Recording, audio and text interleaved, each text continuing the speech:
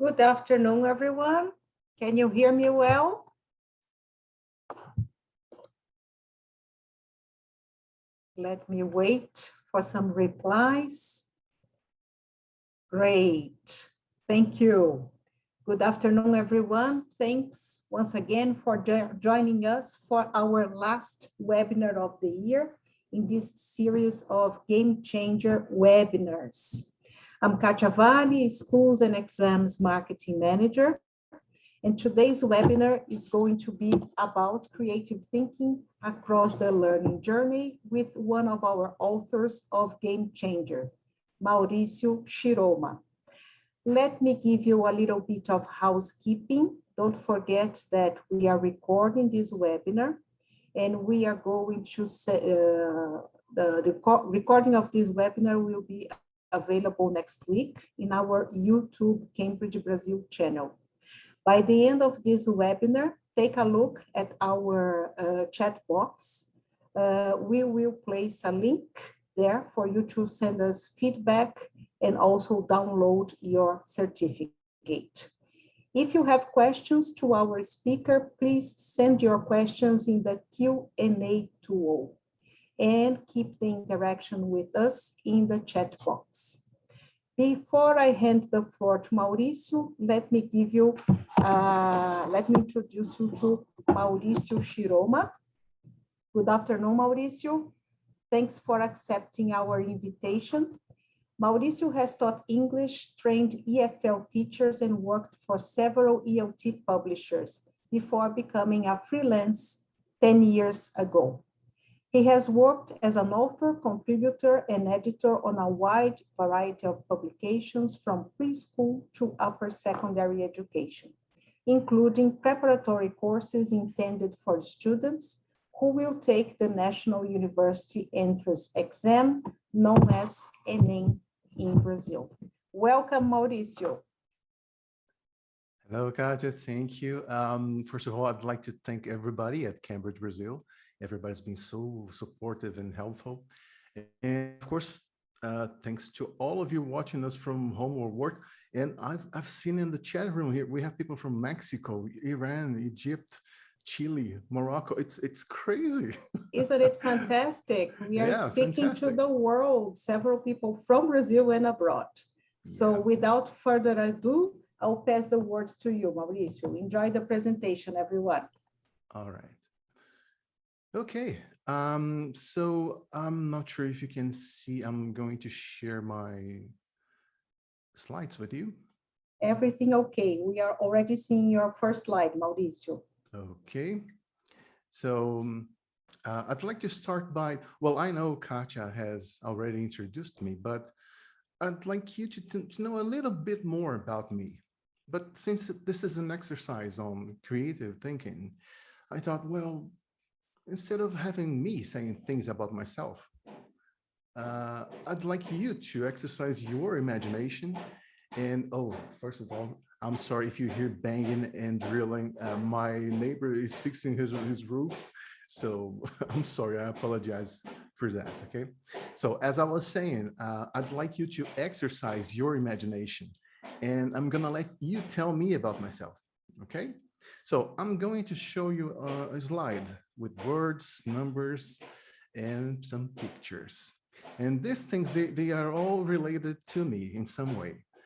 And I'd like you to try to guess what they say about me. For instance, you see that number 28 right there? Am I 28 years old? What about the number 5? Do I have 5 children? Do I live in apartment 5? Okay, and you notice that teapot, that Japanese teapot on the top left? Is tea my favorite drink? Okay, so go ahead and type in the chat, okay, your guesses. There are no right or wrong answers, so don't worry. I will not be offended by any guesses of you. Okay, so go ahead and type your guesses in the chat and I'll be commenting on that. Okay. 20 years old, I wish. I'm almost double. No, I am double. Wait, I'll almost double that. I'm 53 years old. That number 28 is actually, it is the number of years in which I've been working in teaching English, okay? You are vegetarian? Yes, I'm vegan, yeah. I follow a vegetarian diet, but the beetroots you see there, they are related to one of my passions. I grow vegetables. I have a vegetable garden at home. And just recently I harvested my first beetroot crop. And when I say crop, I'm actually talking about 3 beetroots, okay? But nevertheless, I grew them from seeds, so it was great. And I love beetroots. 28, no, it's not my lucky number. My lucky number is 9, actually. You have a podcast, bingo. Yes, I do have a podcast. It has nothing to do with education whatsoever. Um, you are of Japanese descent? Yes, I am. The kanji you see there, it reads Okinawa, which is the homeland of my grandparents from both sides of my family. Okay. What else, people? Let's go. We have other pictures. You have 146.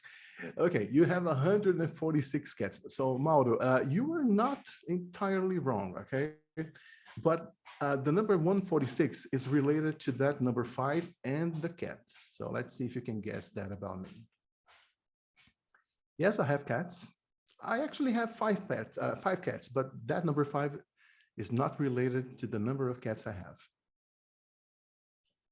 You, you have $28 million in your account. I wish. Hobby, going to the beach. Ooh, actually, I don't like going to the beach. Yes, I know. Shame on me. But I don't feel well on beach. I don't like hot weather. It's a place where I can't feel comfortable. So no, I dislike going to the beach. Oh, that's a nice thought there. If you add all the lives from the 5 cats, you get 146. You know what? I hope they live 146 years. Love them all. Okay, what about that teapot? Any guesses?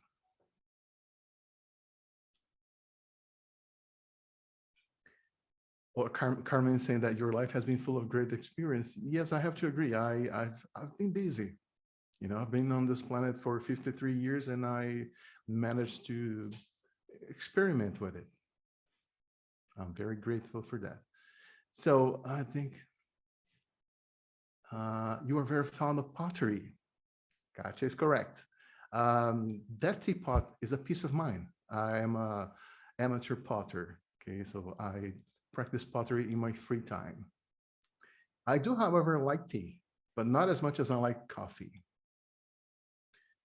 You lived in England for a number of years. I've never set foot in England. Can you believe that, Carlos? Never. Okay, it seems that 146 is the number to be guessed there. Okay, so let me tell you something. My wife and I, we work for a nonprofit organization that rescue cats.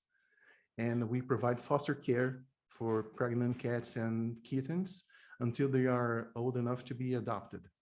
So in 5 years that we've been doing that work, volunteer work, we helped save 146 cats. And that made me very, very happy. Okay, great. So this is a suggestion for your first classes, okay? It's engaging an activity. You are inviting students to your universe, okay? You let them know they can have this connection with you, okay? They can exercise creativity in your classes, okay? And this activity is actually an example of our first lesson on creative thinking. Creativity always starts with imagination. So the moment I asked you to guess about me, you put your imagination into action and you imagined a possible background for my life. You created a whole persona, a character in your minds, okay? I even believe that some of you imagined me happily. Wow, he's really noisy today. I apologize for that. So I believe some of you imagined me happily at the beach or singing at a karaoke bar, maybe, okay? So imagination is a great thing. That leads us to some questions like, what is creativity? When we talk about creativity, most of us understand the term, and we can even name some people we consider to be creative. But when we have to define creativity, well, it's hard to fully articulate what it means because creativity is such a subjective and at the same time a general concept, right? Um, so there are many definitions out there about what creativity is. And I happen to like this one written by Robert Franken.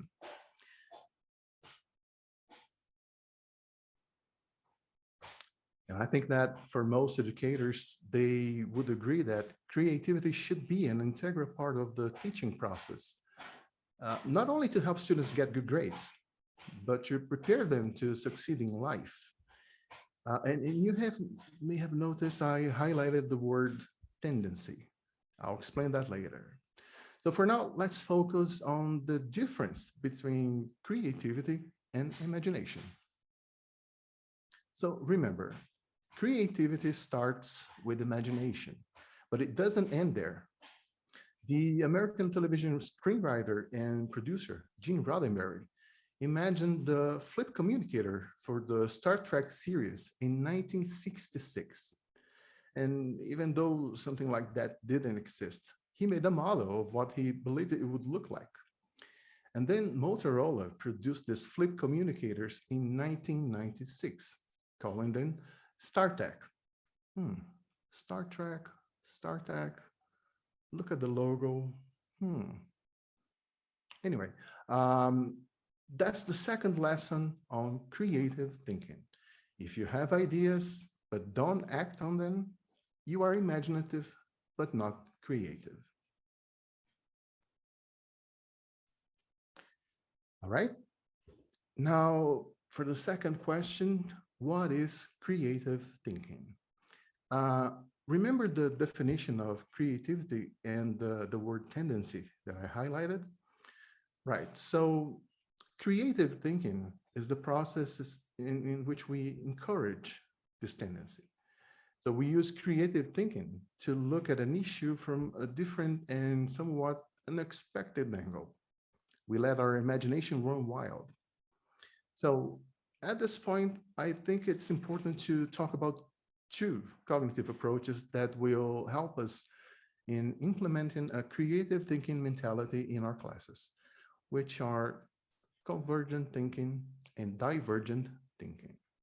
So these terms were coined by the psychologist J.P. Guilford in 1956.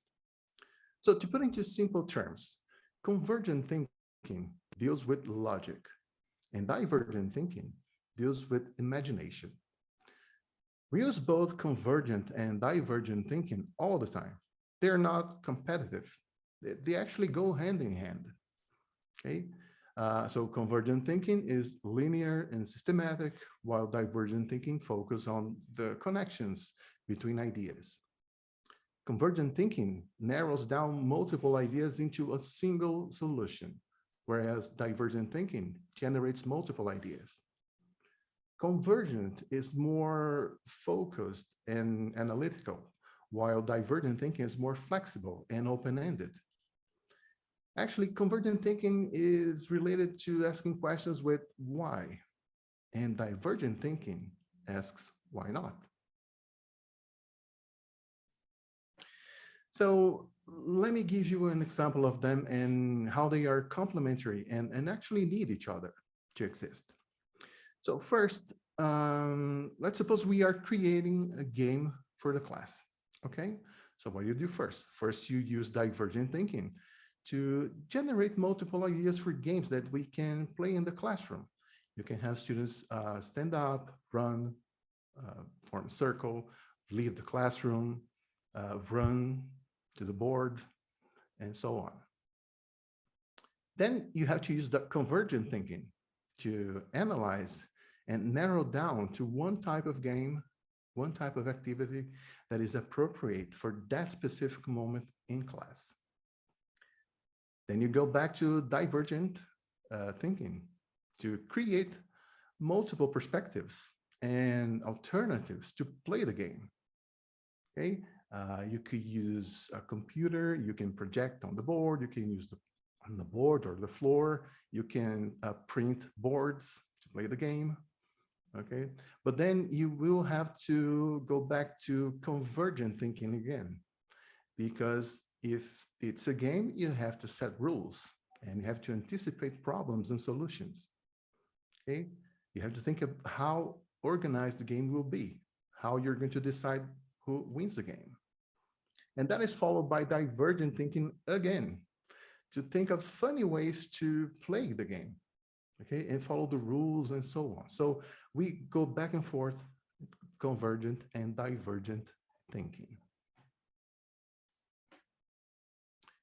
And when we create a working relationship between convergent and divergent thinking, we get lateral thinking, which is a type of thinking that involves solving problems using indirect and creative approaches that go beyond what's obvious and involving ideas that may not be considered logic. Okay, so the problem is that in the classroom, we as teachers, we tend to emphasize convergent thinking. Why? Most tasks in school and on exams or tests, they are assessed by checking how well a student can come up with a single well-established answer to a problem.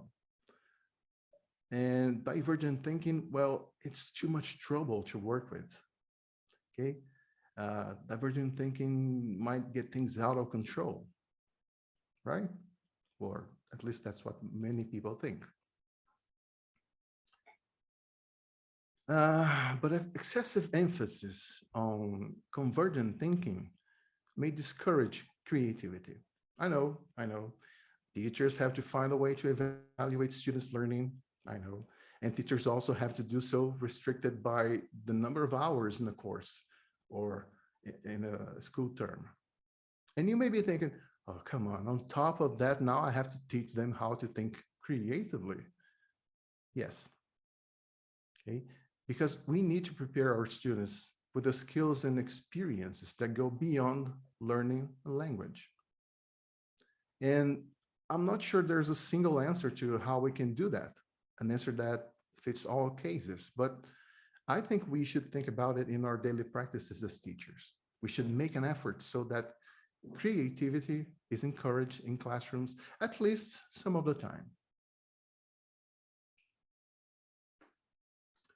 But I have a good news for you, okay? And the good news is this doesn't have to be that difficult. There are simple things we can incorporate it into our teaching practices that can foster creativity in our students. We just have to do it consistently, because the third lesson on creative thinking is creativity needs practice and discipline, because it is something that can be learned and improved. And what better place to learn that than in school, right? Now, you may think you do not have creative thinking, that you are not creative, blah, blah, blah. But I don't believe that's true, okay? We're all creative beings, and we use creative thinking all the time. I'm sure you have used it today, okay? I'm sure you have recently created something that solved the problem you had. And for Brazilians, especially in Brazil, creativity is a survival tool, right?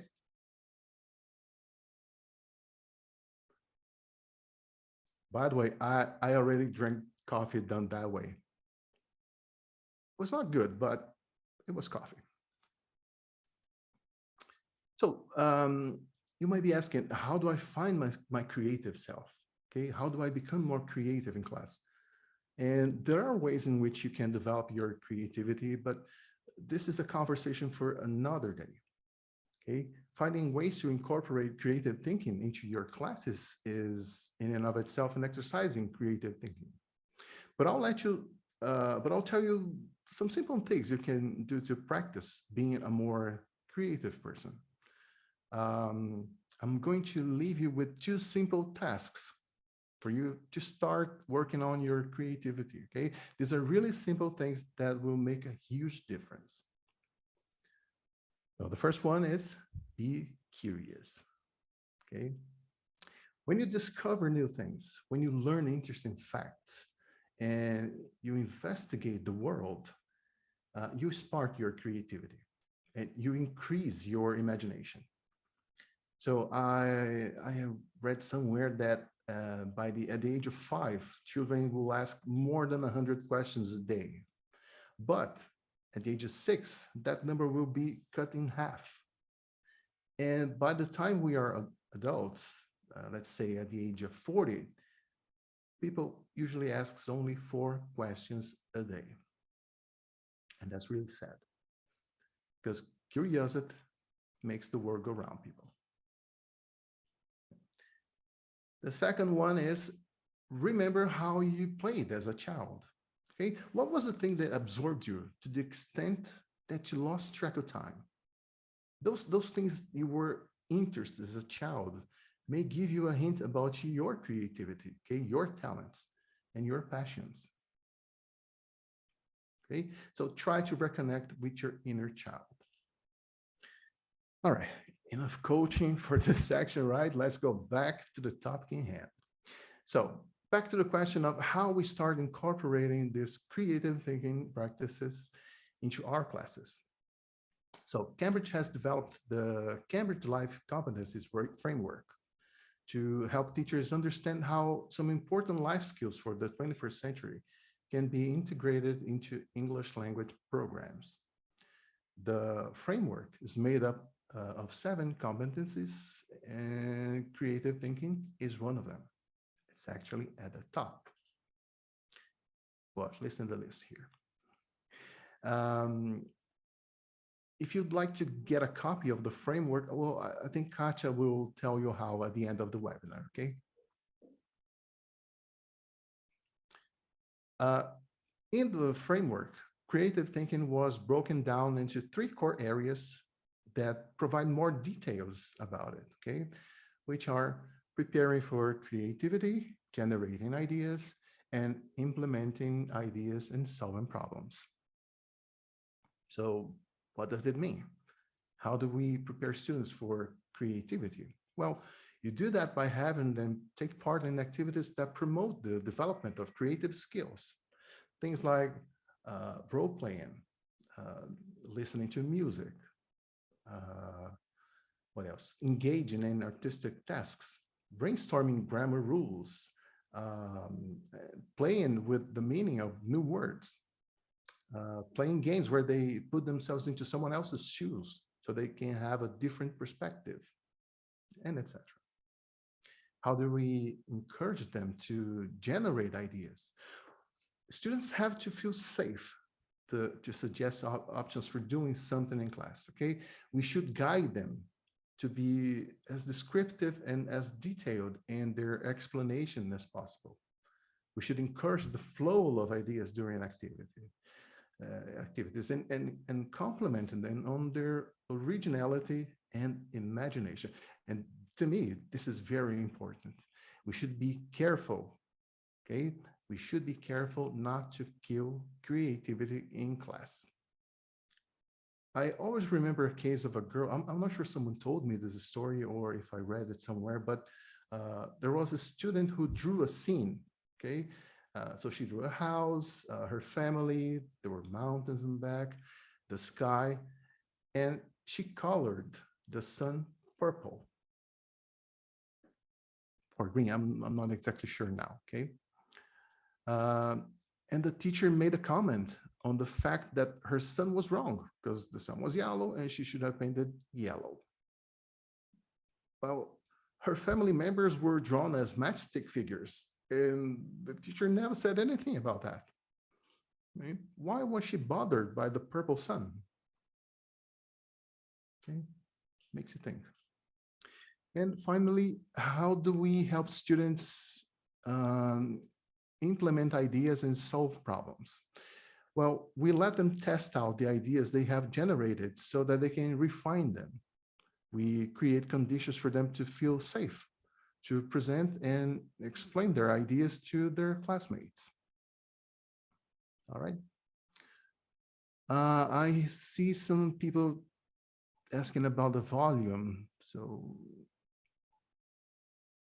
I'm not sure if it's a local problem or if everybody's having the same problem.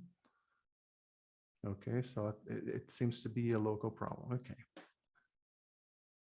So continuing here.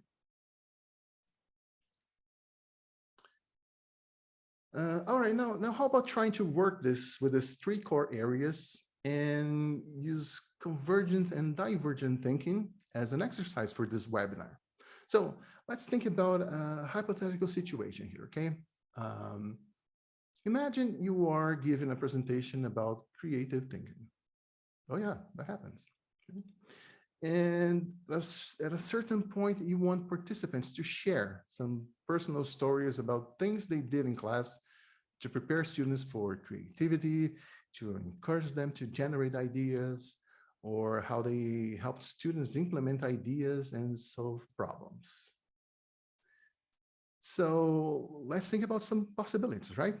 So let's go and use divergent thinking, okay?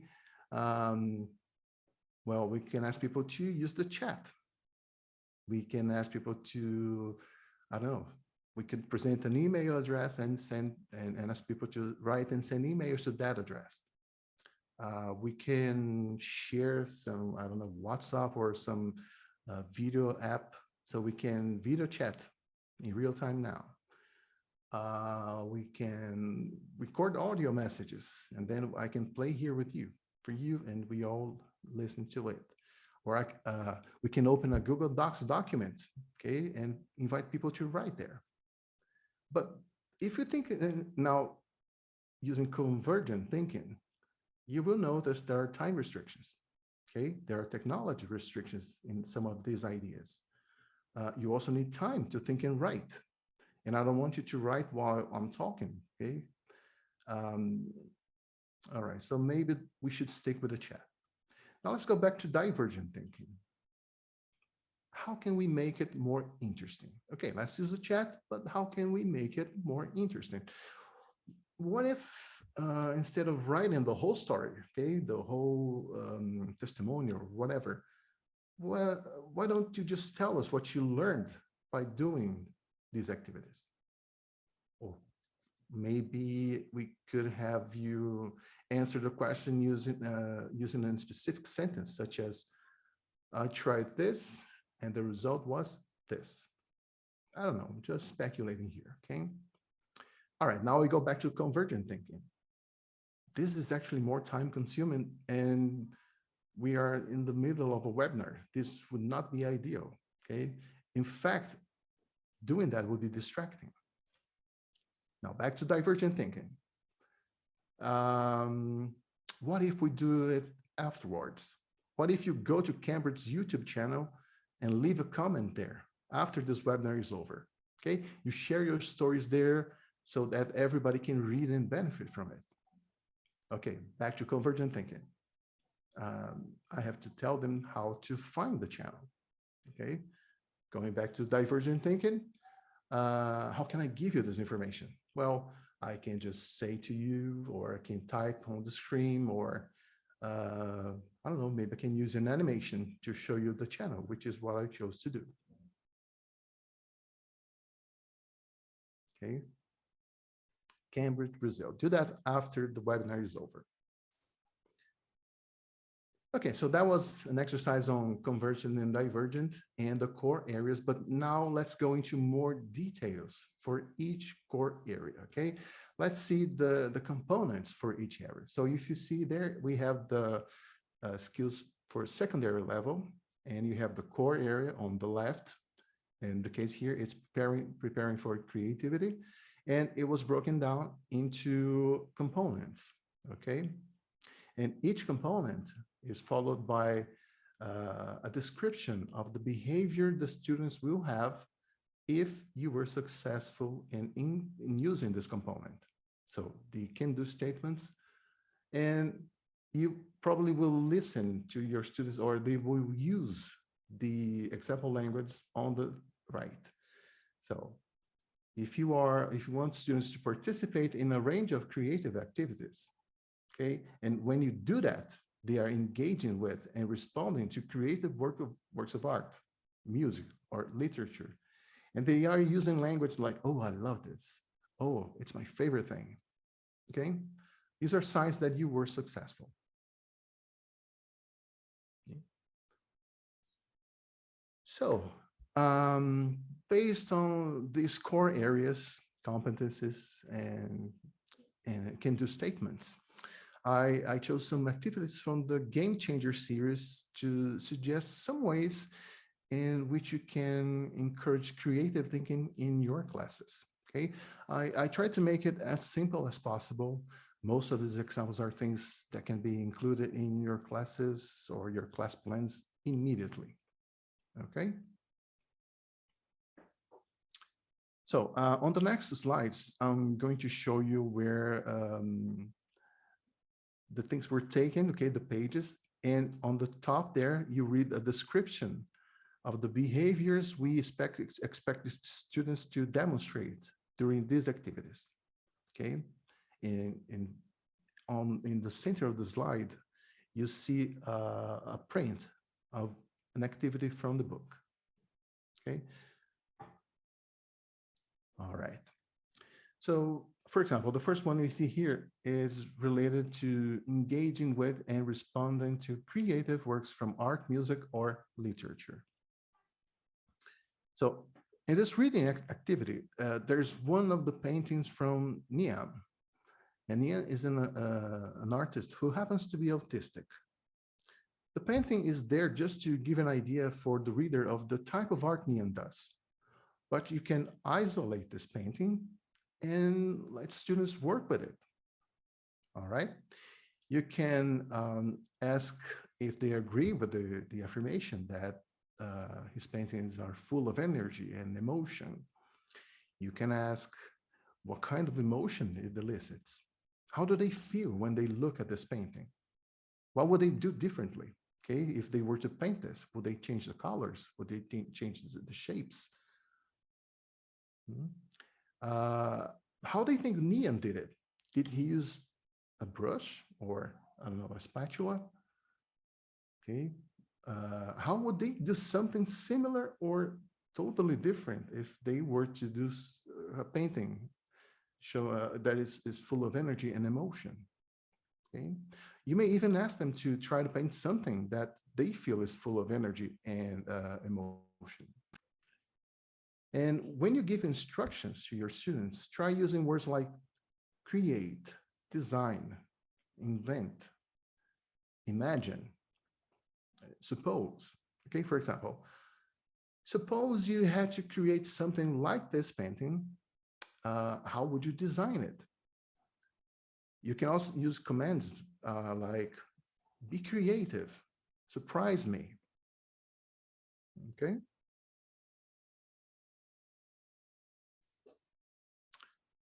In this next example, students are encouraged to think of different interpretations of a story.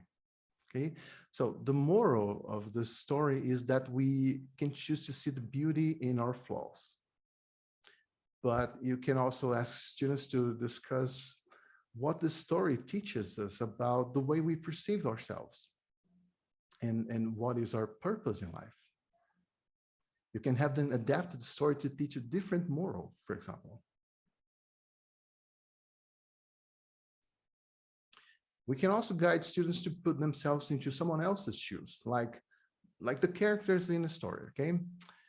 So in that story about ENEM, we can ask questions about how ENEM's mother or other special artists see ENEM, how ENEM affects their lives, what ENEM teaches them, okay?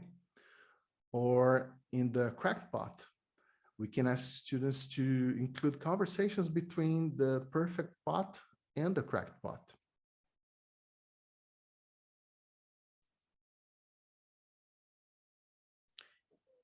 So there are many opportunities in the book to have students find connections between the experiences someone has to their own experiences.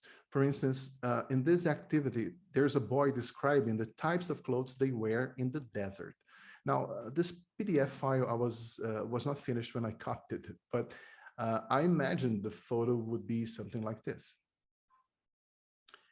So you can ask students about the places in their cities where they would see a boy wearing something like this, a person wearing something like this. And you might be thinking, but I don't live in a desert. I would never see anybody dressed like that. Well, think again.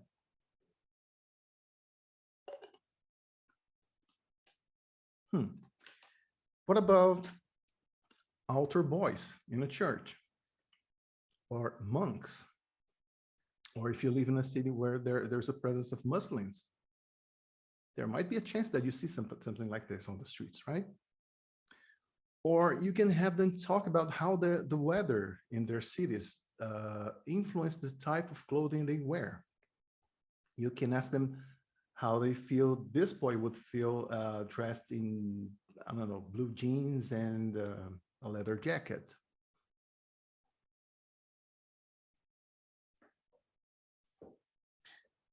Another one,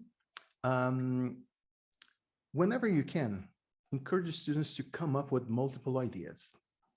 For example, when there is a descriptive text like this too here, okay, you can ask students to think of as many options they can to adapt it, to change it.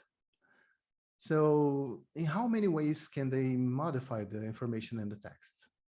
Well, they can change the names. They can change the ending of the email, right? They can replace some locations, countries. They can change family members. They can include other types of housing. They can change the family size, the references to pets and activities, and etc. And you can have them do that just for fun, okay? There's no need to be correcting, actually, because sometimes we feel that as teachers, we have to correct everything, okay? But I believe it's important to have them freestyle sometimes, you know, and do things for the sake of doing it. All right, now this is a similar activity, but this time you invite students to experiment with ideas and refine them. So here they are presented with a school timetable for a student called Olivia. So again, I'm sorry, I'm using a PDF without the final illustrations. All the blue codes you see there, okay, are supposed to be illustrations. So anyway, the point is you can have them analyze the timetable and give opinions about it. You can have them question the duration of the classes, the start and end times, the sequence of subjects, and so on. And if this was a story, you could have them think of a better end for it, or include something to make it funnier or more exciting. I don't know. Okay.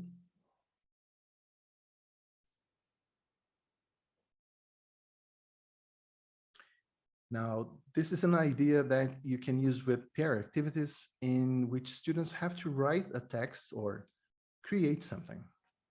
You have them elaborate on ideas and combine them to create something new. So in this example here, each student will write a travel blog.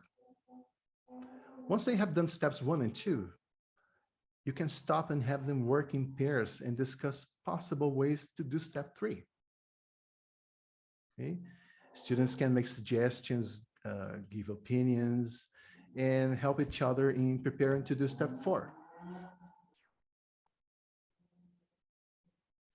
You can even have them work together and combine the things they like in each other's travel blogs, like the way they illustrated, the design of the blog, their choice of words and sentences, the organization of the text, etc.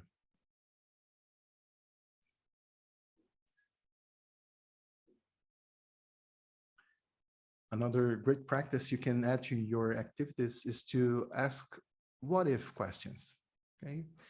Because imagining alternatives and possibilities is a great use of convergent and divergent thinking. In this activity, for example, they are supposed to uh, read and discuss how we will communicate with each other in the future. So they will be using their imagination to predict what might happen in the future. But by asking what if questions, you'll be helping them anticipate problems and solutions. You'll be helping them plan for possible scenarios and improve on their initial thoughts. So, I don't know, you can ask, for example, what if all satellites suddenly disappear or stop functioning? Okay, how would that affect communication in the future? And have them discuss that.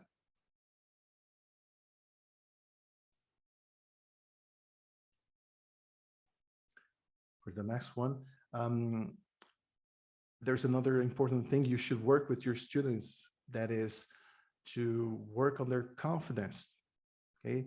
To present and explain ideas or solutions. And we do that by helping them prepare to explain the reasoning behind their opinions, to give supporting arguments on why something seems to be the best solution. Okay? It is important, very important, to nurture a healthy self-esteem, self-appreciation in students so they can feel safe and confident to practice creative thinking in class. Let me give you an example of what you can do here. Okay, so in this exercise, they have to give opinions about why they believe public art can influence people to study and learn. Okay, so you can invite a volunteer student to express their opinion, but you have them do it as if they were a famous artist. For example, Pablo Picasso. Okay, you tell them they are Pablo Picasso and that everybody is interested in their opinion, because nobody would dare disagree with Picasso, right? And actually, everybody is very, very interested in what Picasso has to say about public art. So by doing that, you have the students feel safer and more empowered, okay, and sure of themselves. They will go something like, hey, I'm Picasso. I don't have to justify anything, okay? I'm famous, I'm respect, I can say my piece and move on with my life, okay? So you change the context and you create conditions for students to participate safely and confidently.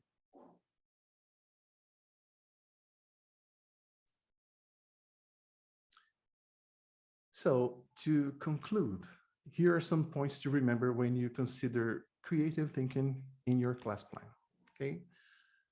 Create a safe environment. Students must feel it's okay to make a mistake in front of you and their classmates, for example. Be genuinely interested in your students. Do you know what your students' passions are? What they are good at?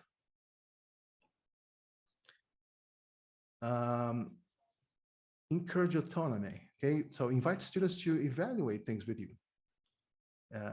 Have them say if something is good or not, okay?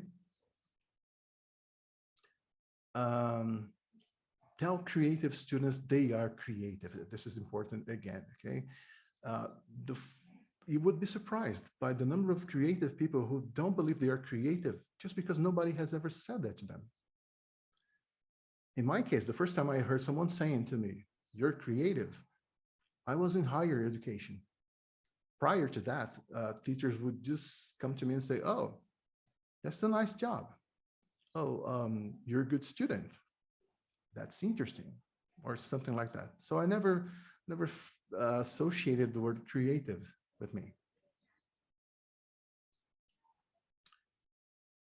Don't emphasize convergent thinking, but don't forget about convergent thinking, okay? Because there are contexts in classroom when creativity is more or less helpful. And it is your job to help them see that. Next, involve students into decision-making moments of your class, okay? For example, you can, before you introduce a topic, you can ask them, okay? How would you like me to introduce this topic to you? With a video, with a song, or with a personal story? Okay? So by involving students into this, into your teaching, okay? There's another element there. I remember a story that about a boy, a student of mine, let's call him Carlinhos, okay? Carlinhos was hyperactive. It was the kind of student who would not sit still, and he would always have be, you know, moving and playing with something with our hands. So one day I decided to bring a microphone to the class, a plastic one, okay, a fake one. And I gave the microphone to him and I said, okay, you're going to be my assistant. If students have a question, they will have to talk, to speak on your microphone. Okay, so you have to move to where they are, place a microphone there, just like if we were in a TV studio or filming something, and they can only talk once you are there. Okay, and he loved that. Okay, and he started making decisions, making decisions about who would be allowed to talk, and if the question was valid, so he would go there and ask, "What do you want to ask?" Oh, okay, that's a good question. Okay, you can ask. Okay, so just another example of things you can do in class.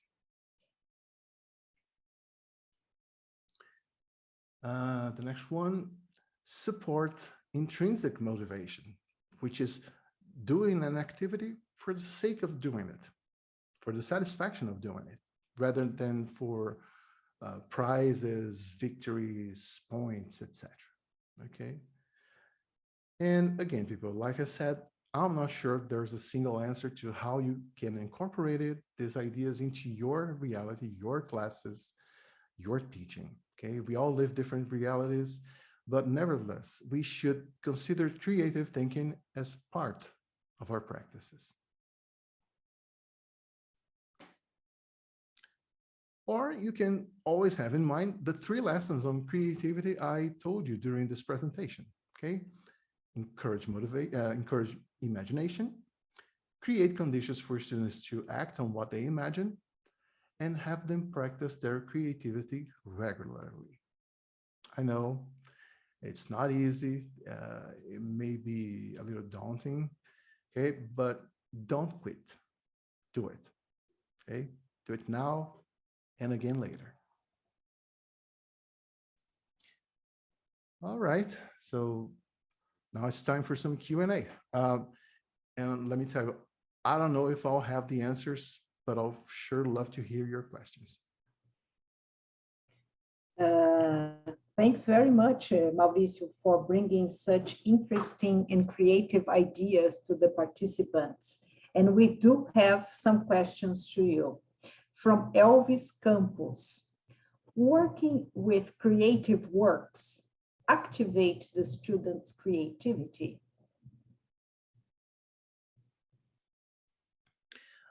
Yes, but I believe most activities activate students' creativity if they're done interestingly, okay?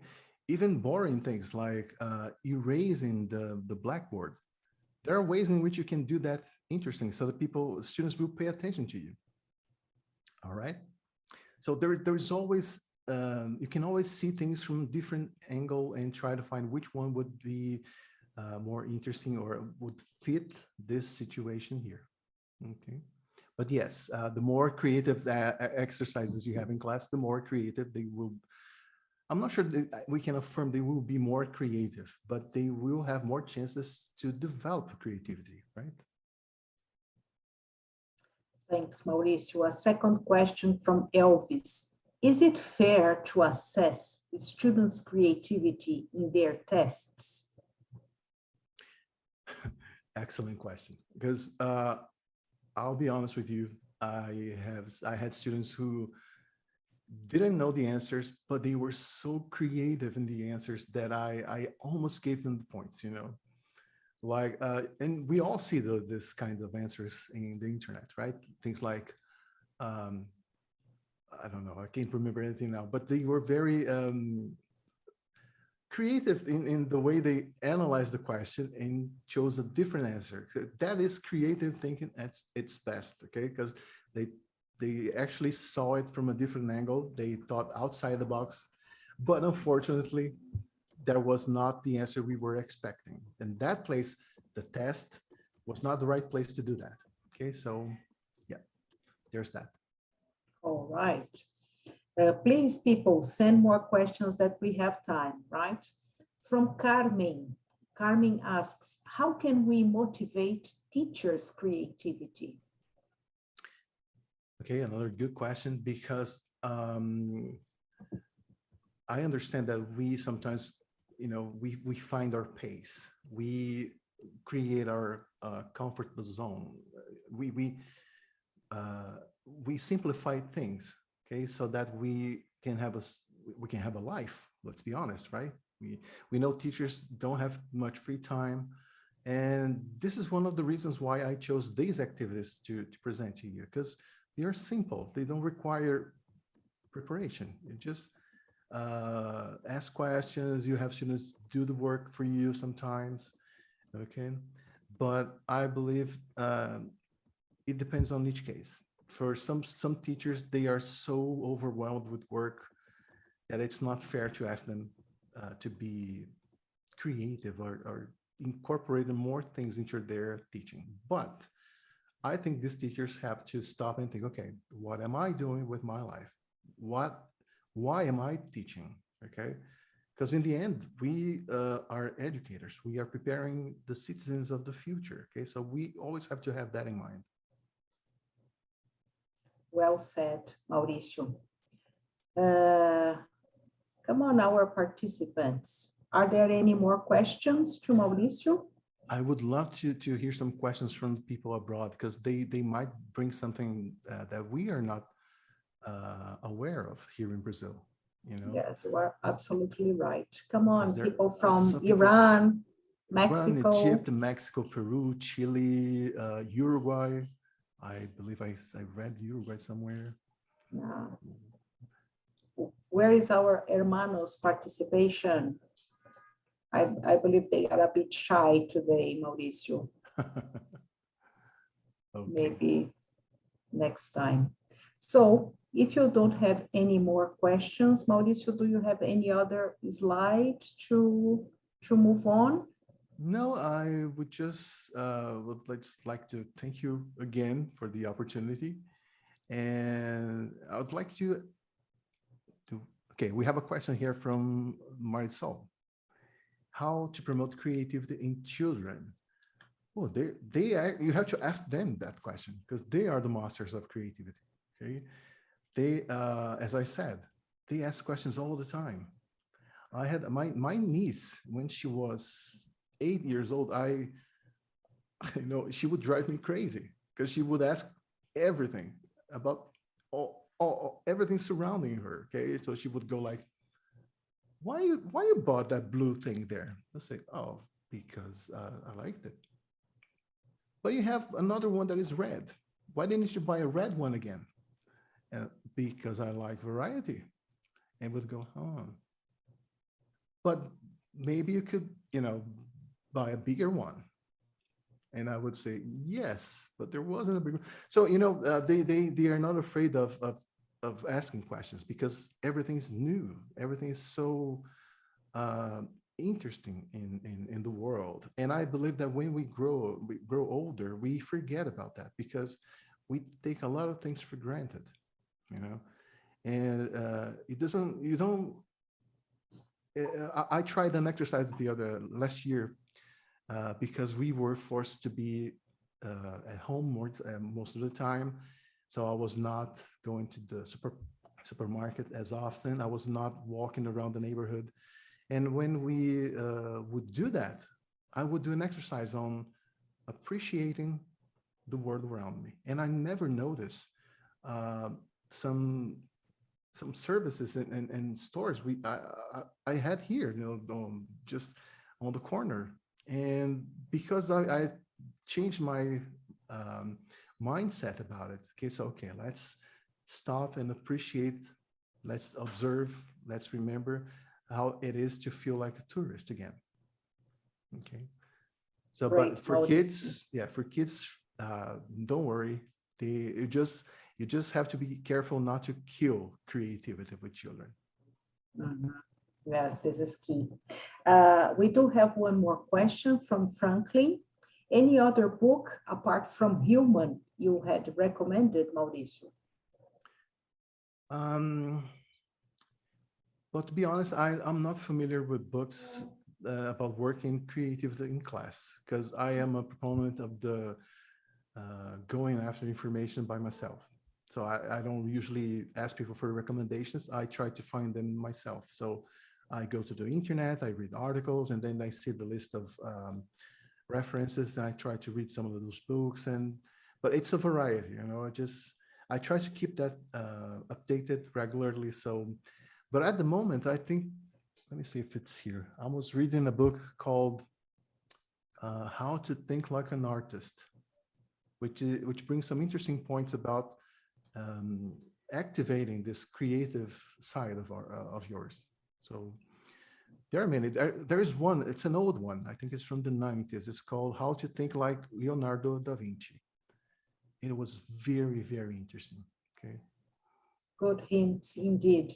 And our marketing manager, Leonardo, has posted here in our chat a book by Cambridge University Press called Alan Mayle's 50 Creative Activities, a book to motivate teachers to be creative. So you have a link there. Great.